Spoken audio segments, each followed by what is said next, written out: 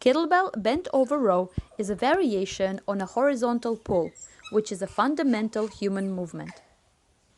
Horizontal pulling strengthens the back, stabilizes shoulders, and optimizes posture. The most common variation of the row is a 3-point row in a Sumo Stance. This creates a lot of stability as there are 3 points of support with the ground. The split stance variation allows you to pull the kettlebell towards your lower ribs, which engages your lower and mid trapezius more. Make sure that the torso stays horizontal throughout this exercise.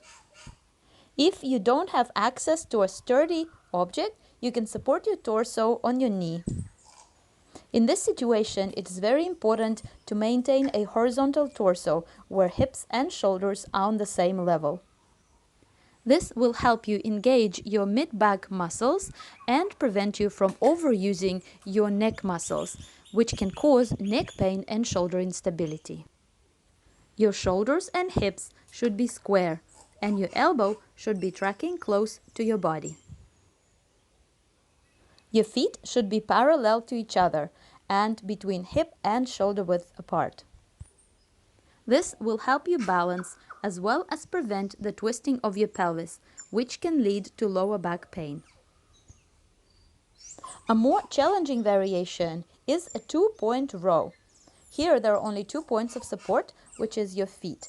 This exercise can be performed with 1 or 2 kettlebells. In the Sumo Stance, the kettlebell moves on the inside of your knee.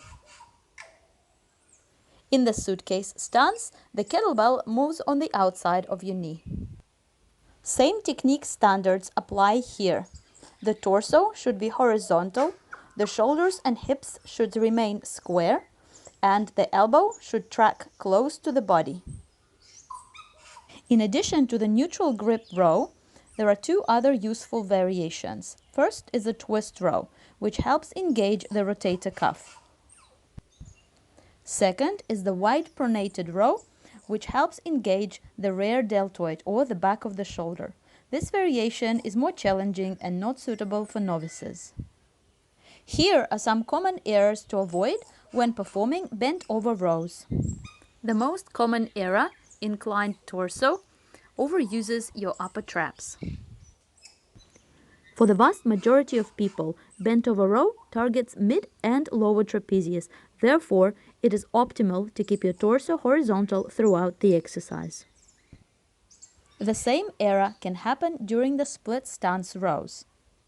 Dropping down your hips will lead you to overuse your upper trapezius and can lead to shoulder instability. If you want to target correct muscles, i.e. your mid and lower trapezius, when performing split stance row, make sure that your hips and shoulders are on the same level. Another error is cheating. A common way to cheat a heavy weight up is by jerking the torso. Keeping your torso static ensures that you're working the muscles of your back, shoulders, and arms rather than outsourcing their job to your legs. Another common error is shrugging the shoulder towards the ear. This overworks your upper trapezius and can cause shoulder instability.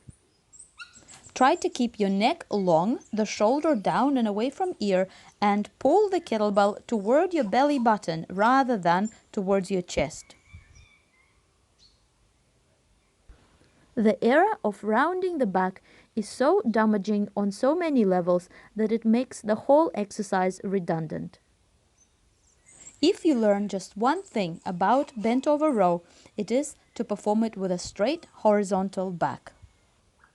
Use a mirror, video yourself, have a friend check your form, or use a professional instructor. Whatever you can, fulfill this technique standard. The bent wrist chicken wing combo happens when you pull with wrong muscles. Here, instead of pulling with your mid-back, you're pulling with your neck and forearms.